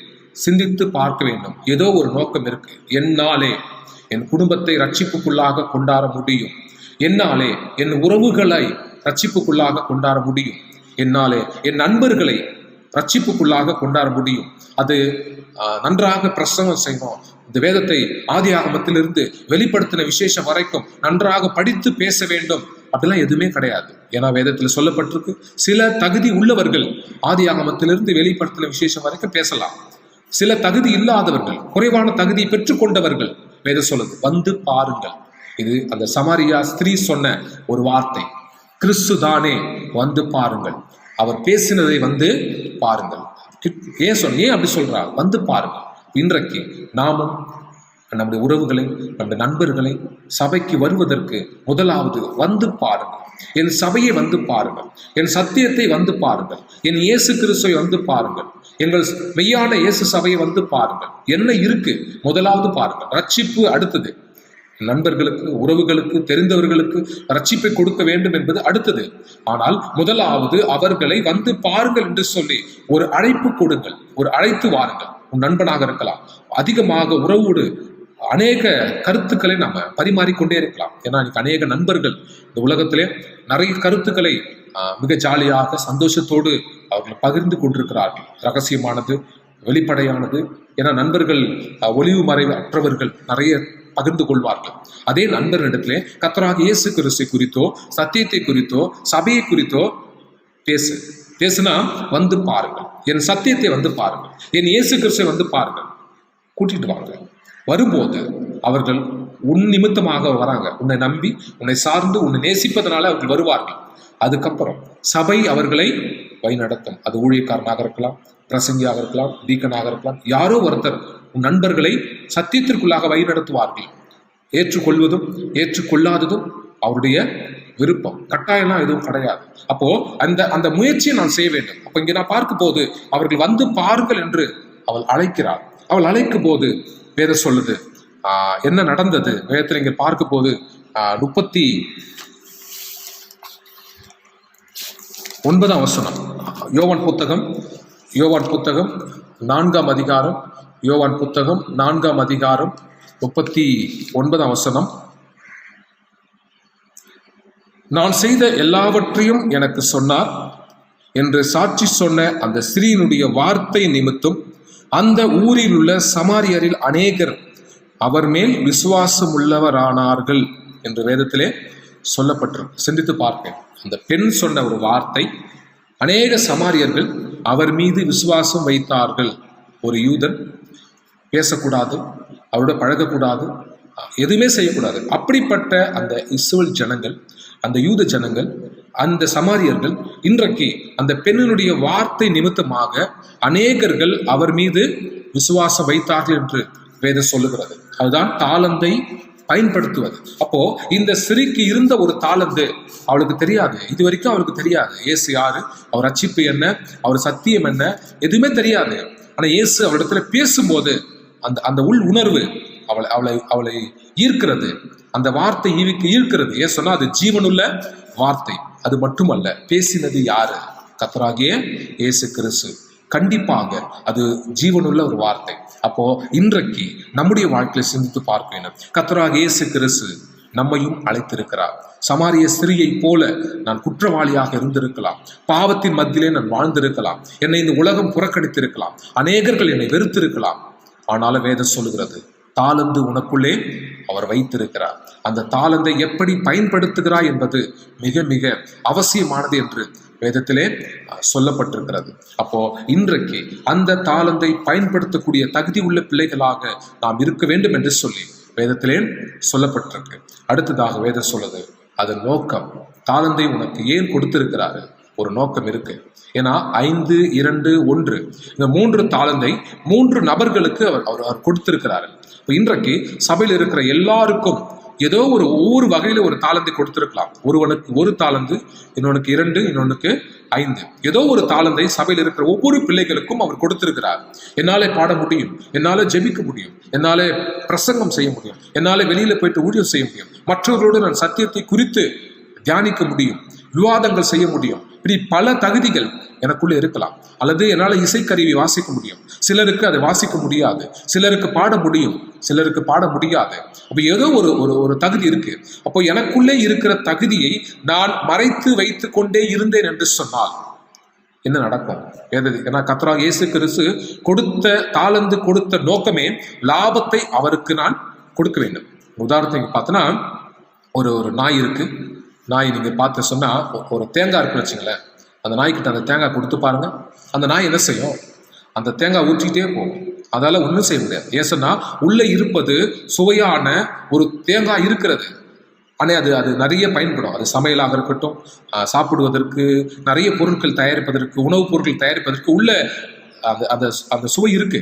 ஆனா நாய்க்கு தெரியாது. ஏன்னா அது மேலோடு இருக்கிற அந்த ஓட்டை மட்டுமே அது பார்க்கறது, அதை உருட்டி கொண்டே போகிறது. ஏன்னா தாளந்து அது கையில் இருக்கு, தேங்காய் என்கிற அந்த தாளந்து இருக்கு. ஆனால் அது உள்ள இருக்கிறது என்பது என்னன்னு அதுக்கு தெரியாது. அது உருட்டிட்டே இருக்கு. இன்றைக்கு அநேக பிள்ளைகள் அப்படிதான் உருட்டிட்டே இருக்கிறாங்க. நம்ம கிட்ட என்ன இருக்கு என்பதை அவங்க புரிஞ்சுக்கல. ஏன் சொன்னா எனக்கு தகுதி இல்லை என்று அவங்க நினைக்கிறாங்க. ஆனால் வேதம் சொல்லுகிறது, உனக்குள்ளே தகுதி இருக்கிறது, நீ எழுந்து முயற்சி செய். அந்த நாயை போல அதை ஊற்றிக்கிட்டே போனா தெரியாது உள்ள சுவையான தேங்காய் இருக்கு என்பதை அந்த நாய்க்கு தெரியாது. அப்போ இன்றைக்கு கர்த்தராகிய இயேசு கிறிஸ்து தேவனுடைய பிள்ளைகளாக இருக்கிற நமக்கு அந்த தாளந்தை எனக்கு கொடுத்திருக்கிறார். அதை நான் என்ன செய்ய போகிறேன்? லாபத்தை கொடுப்பதற்கு கர்த்தர் என்னை அழைத்திருக்கிறார். அப்போ லாபத்தை பெருக்குவதற்கு நான் என்ன செய்யணும்? வேதம் சொல்லுது, 5 தாளந்தை பெற்றுக்கொண்டவர்கள் இன்னொரு 5 லாபமாக சம்பாதிக்கிறார்கள். அதான் சிந்தித்து பார்ப்பேன். 2 தாளந்தை பெற்றவர்கள் இன்னும் அதிகமான லாபத்தை சம்பாதிக்கிறார்கள். அப்போ வேதம் சொல்லுது, லாபத்தை கொடுக்க அவர் விரும்புகிறார். அதான் வேதம் சொல்லுது. அதாவது கணக்கு கேட்கிறார், கணக்கு கேட்கக்கூடிய ஒரு தேவன். அப்போ இன்றைக்கு நாம் சிந்தித்து பார்க்கணும், ஏன் அவர் கணக்கு கேட்கிறாரு? நாம சிந்தித்து பார்க்கணும். தாளந்தை எஜமானாகிய கர்த்தராகிய இயேசு கிறிஸ்து கொடுத்திருக்கிறாரு. ஏன் அதை நம்ம இடத்துல அவர் கணக்கு கேட்கிறாரு என்பதை நாம சிந்தித்து பார்க்கணும். ஏன் கேட்கிறாரு? கணக்கு கேட்க வேண்டிய அவசியம் என்ன? ஏன்னா கொடுத்தது எஜமான். யார் கொடுத்தாலும் சரி, இந்த உலகத்துல யாராக இருந்தாலும் சரி, கணக்கு கண்டிப்பாக கேட்பார்கள். நம்ம வேலைக்கு போறோம், கணக்கு கேட்பாங்க. ஏன்? சம்பளம் கொடுக்குறாங்க. அப்போ இன்றைக்கு நாம் சிந்தித்து பார்க்க வேண்டும். எஜமானாகிய கர்த்தராகிய இயேசு கிறிஸ்து தேவனுடைய ஒவ்வொரு பிள்ளைகளுக்கும் அவர் தாளந்தை கொடுத்திருக்கிறார். ஆனால் கணக்கு கேட்கிறார், லாபத்தை கொடுக்க வேண்டும். நான் கொடுத்த தாளந்தை பெற்றுக்கொண்டு நீ என்ன செய்திருக்கிறாய்? நான் பெற்றுக்கொண்ட தாளந்தை வைத்துக் கொண்டு இசைக்கருவியை நான் வாசித்திருக்கிறேன். நான் பெற்றுக்கொண்ட தாளந்தை வைத்துக் கொண்டு நன்றாக நான் பிரசங்கம் செய்திருக்கிறேன். நான் பெற்றுக்கொண்ட தாளந்தை வைத்து அநேகர்களை ரட்சிப்புக்குள்ளாக கொண்டு வருவதற்கு என்னால் முடிந்ததை நான் செய்திருக்கிறேன். அதான் வேதம் சொல்லுது, முடிந்ததை செய், கர்த்தர் உனக்கு துணையாக இருப்பார். எதுவும் முடியாது அப்படின்லாம் கிடையாது. நீங்க வேதத்துல இங்க பாருங்க, கிதியோனை பாருங்க. கிதியோனை பார்க்கும் போது இந்த பெலிஸ்தர்கள் என்ன செய்வேன், இந்த மீதியர்கள் என்ன செய்வேன் அப்படின்னு நிறைய கேள்வியில கேட்டுட்டு இருக்கலாம். நிறைய எதிரிகள் இருந்தாங்க. ஆனா தேவன் என்ன சொன்னாரு சிந்தித்து பார்க்க, உனக்கு இருக்கிற இந்த பலத்தோட நீ போ. அதான் வேதம் சொல்லுது, உனக்கு இருக்கிற இந்த பலத்தோட நீ போ. வேற எக்ஸ்ட்ரா பலம்லாம் தேவையில்ல. ஏற்கனவே உனக்குள்ள இருக்கு, உனக்குள்ளே தகுதி இருக்கு, தாளந்து இருக்கு. எக்ஸ்ட்ரா ஒரு ஒரு தாளந்து வைக்கணும் அப்படிலாம் கிடையாது. தேவன் ஏற்கனவே உனக்குள்ளே அவர் வைத்திருக்கிறாரு. யாருக்கும் இல்லை என்று அவர் சொல்லவில்லை. ஏன்னா வேதம் அதை சொல்லுது, யாருக்கும் நான் தாளந்து கொடுக்கல, வெறுமையா விடல அப்படின்னு சொல்லல. ஆனால் தாளந்து குறைவாக கொடுத்திருக்கலாம். ஒன்றாக இருக்கலாம், 2ஆக இருக்கலாம், 5ஆக இருக்கலாம், ஏதோ ஒன்றை குறைவாக கொடுத்திருக்கலாம். ஆனால் இல்லை என்று சொல்ல முடியாது. அப்போ உனக்கு இருக்கிற பலத்தோட போன போது அவன் வெற்றி அடைந்தான். அப்பதான் அவனுக்கு தெரியும் எனக்குள்ளே இப்படி ஒரு பலன் இருக்கு என்பதை கிதியோனுக்கு தெரியும். அப்போ இன்றைக்கு சிந்தித்து பார்க்க வேண்டும். என்னால முடியாது, அவர்களோடு என்னால பேச முடியாது, இயேசு கிறிஸ்து குறித்து நான் பேச முடியாது, அவர்கள் என்ன நினைப்பார்கள், என்னை அவமானப்படுத்துவார்கள், என்னை வெட்கப்படுத்துவார்கள், அல்லது எனக்கு வெட்கமாக இருக்கிறது, ஏன்னா மற்றவரிடத்தில் நான் பேசும்போது எனக்கு வெட்கமாக இருக்கிறது, நான் என்ன செய்வேன் அப்படின்னு கூட நம்ம நினைக்கலாம். ஆனால் வேதம் சொல்லுது, கணக்கு கேட்கக்கூடிய தேவன். ஏன் வேதம் சொல்லுது? யோவான் புத்தகம் 9ஆம் அதிகாரம், யோவான் புத்தகம் 9ஆம் அதிகாரம் 4ஆம் வசனம். பகற்காலமாருக்கு மட்டும் நான் என்னை அனுப்பினருடைய கிரியைகளை செய்ய வேண்டும், ஒருவனும் கிரியை செய்ய கூடாத ராக்காலம் வருகிறது. அதாவது பகற்காலம் மட்டும் கிரியை செய்ய வேண்டும் என்று கர்த்தராகிய இயேசு கிறிஸ்து சொல்றார். அப்படின்னா பகற்காலம் என்பது இன்றைக்கு காலம், இன்றைக்கு இருக்கிற காலம். எனக்கு இதான் வாய்ப்பு, நான் பலத்தோடு இருக்கிறேன், நான் அறிவோடு இருக்கிறேன், எனக்கு திறமை இருக்கு, ஏதோ ஒரு திறமை இருக்கு. கர்த்தராகிய இயேசு கிறிஸ்து நீங்கள் பார்க்கும் போது அவருடைய வாழ்க்கை குறுகிய காலம், கிட்டத்தட்ட 33 ஆண்டுகள், 33 ஆண்டுகள் மட்டுமே இந்த உலகத்தில் அவர் இருக்க போகிறார், அதாவது மனிதனாக. அப்ப ஏன் சொல்றாரு, பகற்காலம் மட்டும் நான் இருக்க போகிறேன், அதாவது 33 ஆண்டுகள் மட்டுமே, குறைவான நேரத்தில் நான் வாழப் போகிறேன். இந்த காலத்துக்குள்ளாக என் கிரியைகளை நான் நிறைவேற்ற வேண்டும். அதாவது எதற்காக நான் வந்தேனோ பிதாவின் சித்தத்தை நிறைவேற்றவே நான் உலகத்திற்கு வந்தேன். அப்போ அந்த சித்தத்தை நிறைவேற்றுவதற்கு இதுதான் காலம். அதனால நான் இன்னும் ஒரு 60 வயசு ஆகட்டும், இன்னொரு 50 வயசு ஆகட்டும் அப்படின்னு அவர் சொல்லல. இந்த காலத்திலே இந்த தாளந்தை வைத்துக் கொண்டு நான் பயன்படுத்த வேண்டும். அதான் பிதாவின் சித்தம். ஏன்னா ராக்காலம் வரப்போகிறது. ராக்காலம் என்பது ஆபத்து நிறைந்தது. அதாவது இயேசுனுடைய 2ஆம் வருகை, ஆபத்து நிறைந்த அந்த வருகையின் காலத்திலே நான் ரட்சிப்பை சொல்றேன், மற்றவர்களுக்கு நான் சத்தியத்தை சொல்றேன் என்று சொல்லுகிறோம் என்று சொன்னால், கண்டிப்பாக வேதம் சொல்லுகிறது, அக்கிரம செய்யக்காரர்களே என்னை விட்டு நீங்கள் அகன்று போங்கள். ஏன் என்று சொன்னால் நீ தாளந்தை சரியாக பயன்படுத்தவில்லை என வேதம் தான் சொல்லுது. ஒரு மனிதன் ஒரு தாளந்தை பெற்றுக்கொண்ட மனிதன் அதை புதைத்து வைத்தான் என்று வேதம் சொல்லுகிறது. சிந்தித்து பார்க்க, புதைத்து வைத்தது மட்டுமல்ல, அதற்கு காரணத்தை சொல்லுகிறான். சிந்தித்து பார்க்க, ஏன் புதைத்து வைத்தான் என்று கேட்கும் போது அவன் ஒரு பதில் சொல்றான். ரொம்ப ஆச்சரியமான ஒரு பதில். நீ விதைக்காததை அறுக்கிறவன். சிந்தித்து பார்க்க, கர்த்தராகிய தேவனை குறித்து சொல்லக்கூடிய ஒரு வார்த்தை, விதைக்காததை அறுக்கிறவன், கடினமுள்ள மனிதன் என்று நான் அறிந்து கொண்டேன், அதனாலே இதை நான் புதைத்து வைத்திருக்கிறேன் என்று சொல்லுவதை நாம் பார்க்கிறோம். இன்றைக்கு நாம் சிந்தித்து பார்ப்பேன், கர்த்தராகிய இயேசு கிறிஸ்து கடினமுள்ள ஒரு தேவன் அல்ல, அன்பு நிறைந்த ஒரு தேவன், இரக்கமுள்ள ஒரு தேவன். தாளந்தை கொடுத்திருக்கிறார்.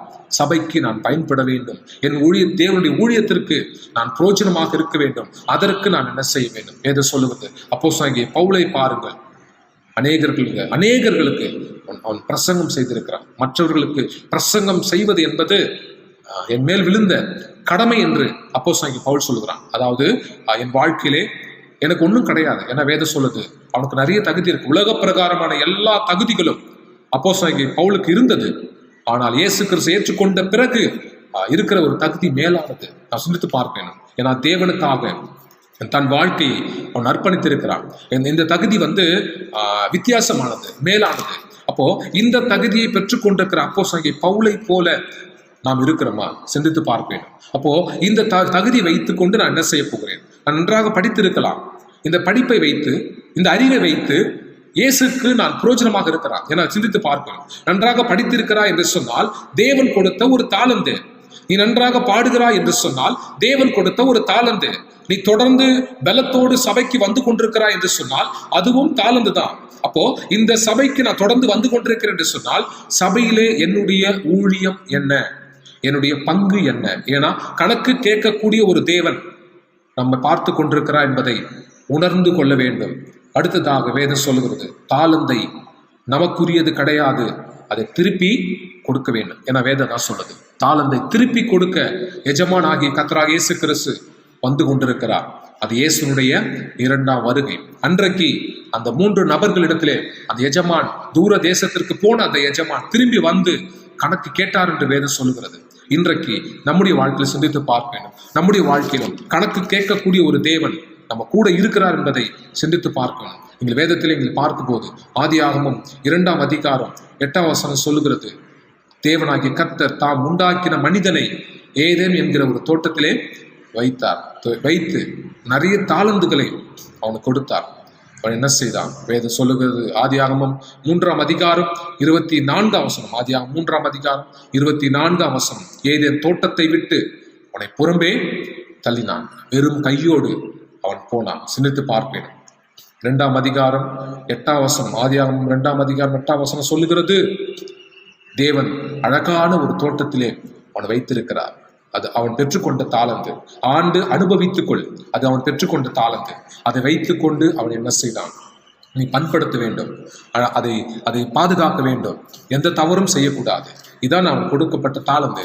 ஆனால் அவன் அதை சரியாக பயன்படுத்தவில்லை. அப்போது அவன் புறம்பே தள்ளப்பட்டான் என்று வேதம் சொல்லுகிறது. இன்றைக்கு நம்முடைய வாழ்க்கையில் கூட சிந்தித்து பார்ப்பேன், நான் எங்கே வைத்திருக்கிறேன்? புதைத்து வைத்திருக்கிறேனா அல்லது அதை பயன்படுத்தக்கூடிய நிலைமையில நான் இருக்கிறேனா? இன்றைக்கு நீங்க சிந்தித்து பாருங்க. இன்னைக்கு நிறைய கம்ப்யூட்டர்லாம் இருக்கு. நீங்க கம்ப்யூட்டர் பாருங்க, நிறைய கால் சென்டர், நிறைய இன்டர்நெட் சென்டர்லாம் நீங்கள் பாருங்க. எல்லா கம்ப்யூட்டர் சென்டர்களும் குளிரூட்டப்பட்ட அறையிலே வைக்கப்பட்டிருக்கு. ஏன் கம்ப்யூட்டர்லாம் அந்த குளிரான ஒரு அறையில் வச்சிருக்கிறாங்க? அது நாம் சிந்தித்து பார்க்கணும். 24 மணி நேரமும் அந்த கம்ப்யூட்டரை யூஸ் பண்ணிகிட்டே இருக்கிறாங்க. அது அதிகமாக சூடு ஆகிட்டே இருக்கு. சூடாக அது கண்டிப்பாக சீக்கிரமாக அது பழுதாகிவிடும். அதாவது அது செயல்பட முடியாத ஒரு சூழ்நிலைக்கு அந்த கம்ப்யூட்டர் தள்ளப்படும். அப்போ அதை கூழ்மையாக, அதை குளிர்ச்சியாக வைப்பதற்கு நிறைய குளிரூட்டப்பட்ட அறையிலேயே அதை வைக்கிறாங்க. நிறைய கால் சென்டர்ல நீங்கள் பாருங்க, கம்ப்யூட்டர் எல்லாமே அந்த மானிட்டர் எல்லாமே கூலிங்கான ஒரு இடத்துல வைக்கிறாங்க. ஏன்? அவங்களுக்கு தெரியும் எந்த இடத்துல அதை வைத்தால் நன்றாக இருக்கும் என்று அவங்களுக்கு தெரியும். நீங்க சிந்தித்து பாருங்க. ஒரு ஊசி இருக்கு. நீங்கள் ஊசியை பார்க்கும்போது அந்த சாக்கு பையை தைக்கக்கூடியதும் ஒரு ஊசி தான். ஒரு மனிதனுடைய ஆபரேஷனுக்கு பயன்படுத்தக்கூடியதும் ஒரு ஊசி தான். ரெண்டுமே ஊசி தான், கூர்மையானது.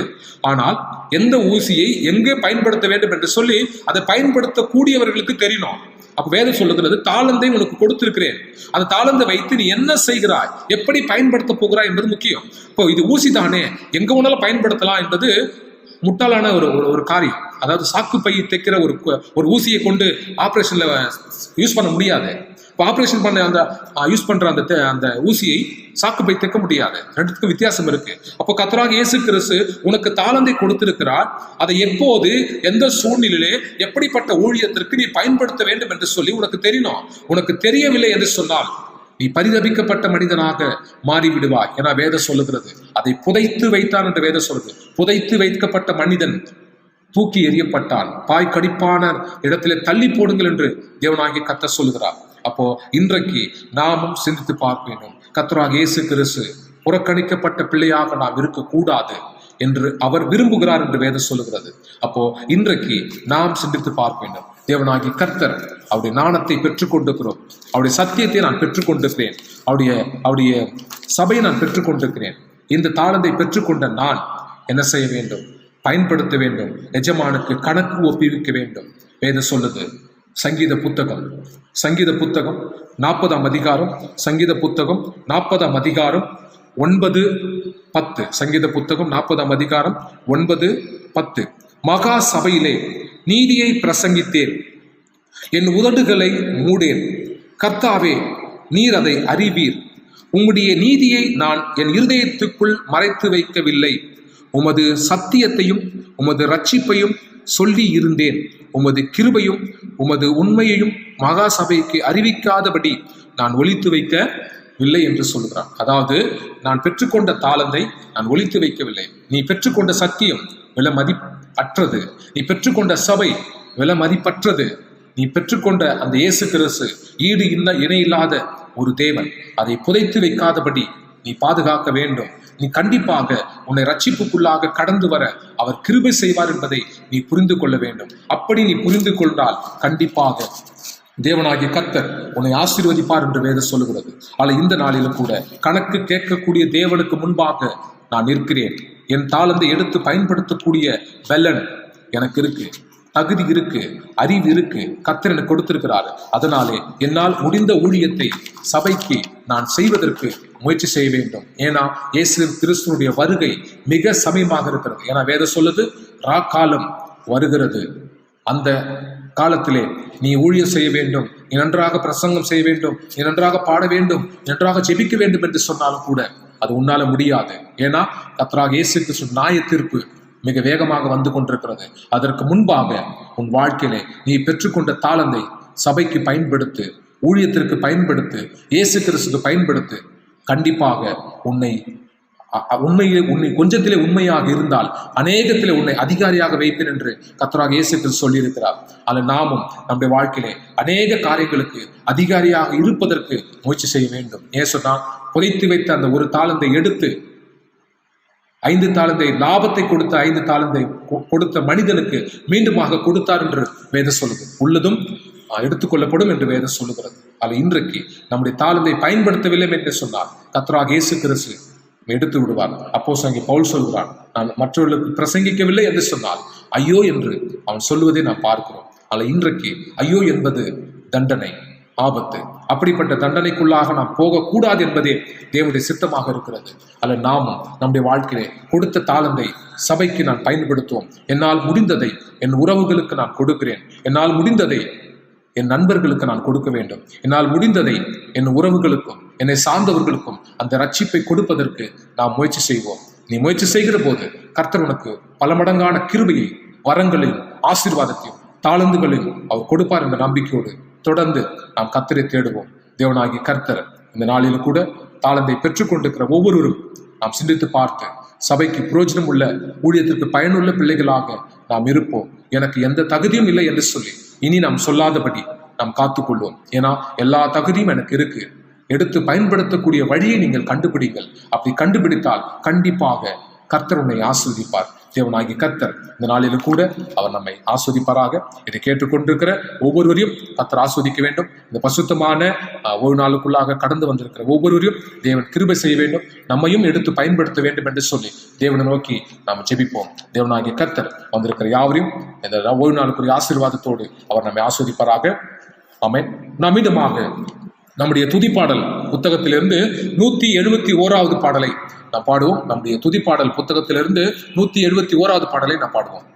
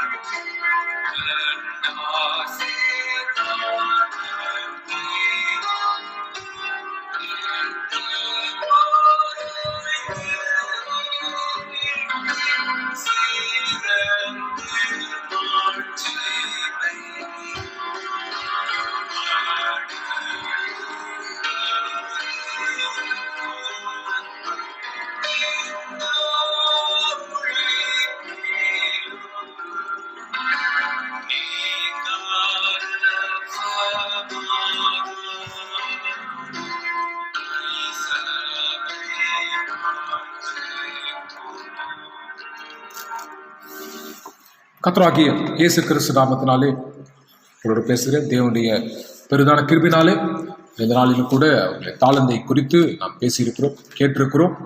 தாளந்தை பெற்றுக்கொண்டிருக்கிற ஒவ்வொருவரும் அதை பயன்படுத்தக்கூடிய பிள்ளைகளாக நாம் இருப்போம். கண்டிப்பாக தேவன் நம்மை கணக்கு கேட்கக்கூடிய தேவன் என்று வேதம் சொல்லுது. ஏன் சொன்னா அந்த இரவு காலம் நெருங்கி கொண்டிருக்கிறது. கர்த்தருடைய வருகை மிக சமீபமாக இருக்கிறது.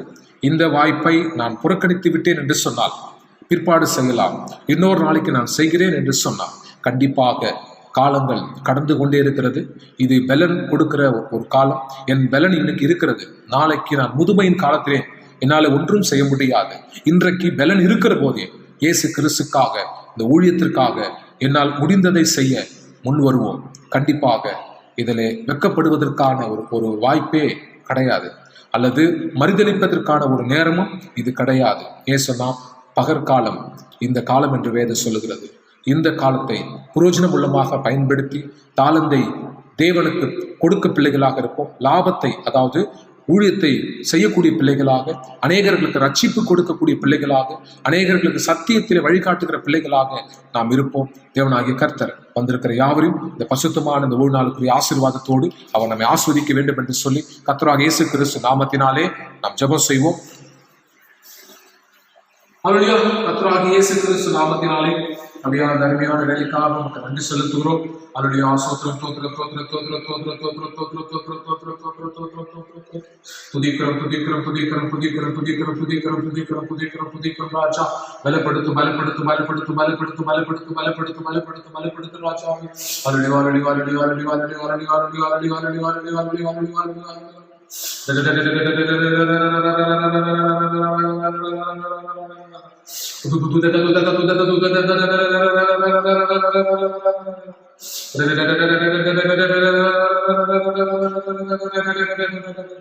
மகிமே ராஜா, மகிமே ராஜா, மகிமே ராஜா, மகிமே ராஜா, மகிமே ராஜா, மகிமே ராஜா.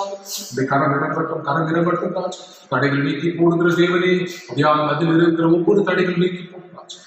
தாளந்துகளை புதைத்திருக்காதபடி நீர் எங்களை எடுத்து பயன்படுத்த கிருபை செய்ய வேண்டும் என்று சொல்லி நாம் ஜெபிக்கிறோம் ராஜா. தடைகளை நீக்கி போடுகிற தேவனே, அதில் இருக்கிற ஒவ்வொரு தடைகளையும் கர்த்தராகிய இயேசு கிறிஸ்து நாமத்தில் நாம் எடுத்துக் கொள்ள வேண்டும் என்று சொல்லி நாம் ஜெபிக்கிறோம் ராஜா. இதோ கலங்காது திகையாது நான் உன்னோடு கூட இருக்கிறேன் என்று சொன்னோம்.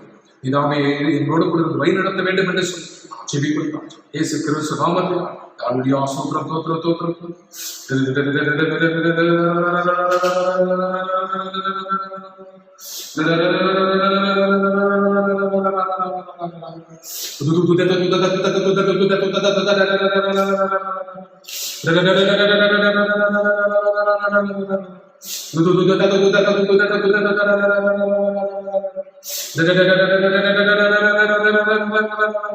நன்றி ராஜா, நன்றி ராஜா, நன்றி ராஜா, நன்றி ராஜா, நன்றி ராஜா, நன்றி ராஜா, நன்றி ராஜா, நன்றி ராஜா. உம்முடைய கரம் இறங்கட்டும், கரம் இறங்கட்டும், கரம் இறங்கட்டும். இயேசு கிறிஸ்து நாமத்தினால், இயேசு கிறிஸ்து நாமத்தினால் நீர் எங்களை ஆசீர்வதியும், ஆசீர்வதியும், ஆசீர்வதியும். மகிமை ராஜா, மகிமை ராஜா, மகிமை ராஜா, மகிமை ராஜா. வரடி வரடி வரடி வரடி வரடி வரடி வரடி வரடி வரடி.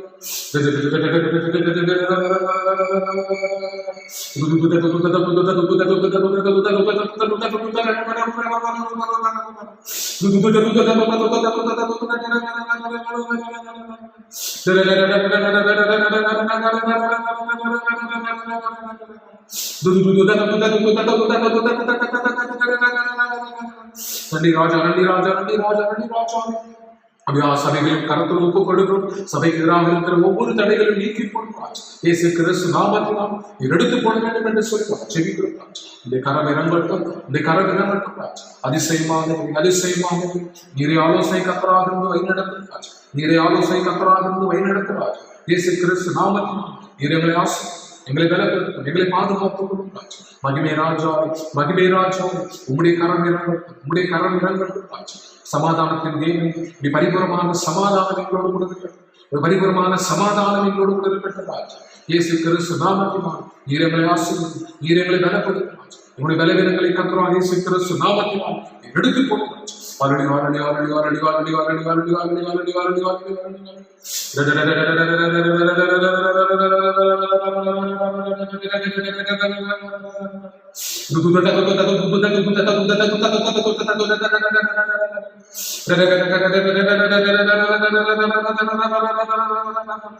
நன்றி ராஜா, நன்றி ராஜா, நன்றி ராஜா, நன்றி ராஜா, நன்றி ராஜா. நீ செய்கிற ஒவ்வொரு கிருபிக்காக நன்றி செலுத்துகிறோம். அப்படியான பசுத்தமான ஒரு நாளை இந்த கரத்தை ஒப்புக் கொடுக்கிறோம். இந்த நாளை ஆசீர்வதிக்கிறோம். மனமகிழ்ச்சி நாளுக்குள்ளாக பிரவேசிக்க கிருபை செய்ததற்காக நன்றி செலுத்துகிறார். அப்படியான நாளுக்குள்ள ஆஸ்வதிக்கப்பட்ட நாளுக்குள்ளாக பிரவேசித்திருக்கிற ஒவ்வொருவரையும் உங்களுடைய கரத்தை ஒப்புக் கொடுக்கிறோம். ஒவ்வொருவரும் ஆசீர்வாதத்தை பெற்றுக்கொள்ள நீ கிருபை செய்ய வேண்டும் என்று சொன்னார். ஜெபிக்கிறோம். அப்படியா எங்களை எடுத்து பயன்படுத்துவார். தாளத்தை புதைத்து வைக்காத நீர் எங்களை எடுத்து பயன்படுத்த வேண்டும் என்று சொன்னார். ஜெபிக்கிறோம். கணக்கு கேட்கக்கூடிய தேவன் என்பதை நாளில் நாம் விசுவாசிக்கிறோம். அப்படியா எங்களால் முடிந்ததை செய்ய நீ கிருபை செய்ய வேண்டும் என்று சொல்லி நாம் ஜெபிக்கிறோம். உலகத்திலே ஒன்றும் தெரியாத தகப்பன் நீரே எடுத்து பயன்படுத்த வேண்டும் என்று சொல்லி நம்ம ஜெபிக்கிறோம். உடைய நாடத்தினாலும் இந்த புத்தினாலும் இந்த வாலிப பிள்ளைகளை எடுத்து பயன்படுத்த நீ கிருபை செய்ய வேண்டும் என்று சொல்லி நம்ம ஜெபிக்கிறோம். பாவத்தை விட்டு விலகி ஓடக்கூடிய பிள்ளைகளாக நீ மாற்றி தர வேண்டும் என்று சொல்லி நம்ம ஜெபிக்கிறோம். அதிசயமான இயேசுவை போல பாவத்தை விட்டு விலகி ஓடக்கூடிய பிள்ளைகளாக நீ கிருபை செய்ய வேண்டும் என்று சொல்லி நம்ம ஜெபிக்கிறோம். என்று சொல்லுகிறது நீரே கண்மலை, நீரே அழைப்பு, நீரே கோட்டை, நீரே ரட்சிப்பு என்று வேறு சொல்லுகிறது. அப்படியாக இந்த கிருபை தொடர்ந்து எங்களை பாதுகாக்க வேண்டும் என்று சொன்னாங்க. விசேஷமாக சபையில் இருக்கிற ஒவ்வொருவரையும் உங்களுடைய கருத்தில் ஒப்புக் கொடுக்கும். உங்களுடைய பாவ குற்றங்களை நீர் மன்னிக்க வேண்டும் என்று சொல்லி நாம் ஜெபிக்கிறோம். நீரை ஆலோசனை கத்தராக வழிநடத்துகிறார். நீரை ஆலோசனை கத்தராக வழிநடத்துகிறார். இயேசு கிறிஸ்து நாமத்தில் இந்த கிருபை இறங்கட்டும், இந்த கிருபை இறங்கட்டும். அதிசயமானவர், அதிசயமானவர், அதிசயமானவர். பலப்படுத்தும், பலப்படுத்தும், பலப்படுத்தும், பலப்படுத்தும். கிருபை இறங்கட்டும். மகிமை ராஜா, மகிமை ராஜா. நீரை ஆசை, நீரை பலப்படுத்தும், நீரை பலப்படுத்தும், நீரை பாதுகாக்கும். உங்களுடைய பரிபூரமான சமாதானம் எங்களோடு இருக்கட்டும். இயேசு கிறிஸ்து நாமத்தினால் நீர் ஆசீர்வதிப்பார். தடைகள் நீக்கி போடும், தடைகள் நீக்கி போடும். இந்த கிருபையான நண்பர் already already already already already already already already already. நன்றி ராஜா, நன்றி ராஜா, நன்றி ராஜா, நன்றி ராஜா. அப்படியாக நாளுக்குரிய ஆசீர்வாதத்தை கட்டணும். நாங்களுக்குரிய தேவையை சந்திப்பார். இந்த கிருபை நண்பர் இயேசு கிறிஸ்து நாமத்தினால் நீர் ஆசீர்வாதம் பலப்படுத்த பாதுகாப்பு.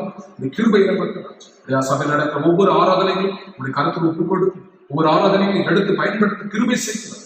ஆராதனைக்கு எதிராக ஒவ்வொரு தடைகள் நீக்கி நீரை வழிநடத்த பாதுகாப்பு. இயேசு கிறிஸ்து நாமத்தினால் கிருபை ஆமென். ஆற்றி தேற்றியே காப்பார், நீத்த உதவி செய்வார். மீட்பர் பலனை ஈவார், ஜெயம் தந்திடுவார். ஆற்றி தேற்றியே காப்பார், நீத்த உதவி செய்வார். மீட்பர் பலனை ஈவார், ஜெயம் ஜெயம் தந்திடுவார். ஆமென். ஸ்தோத்திரம்.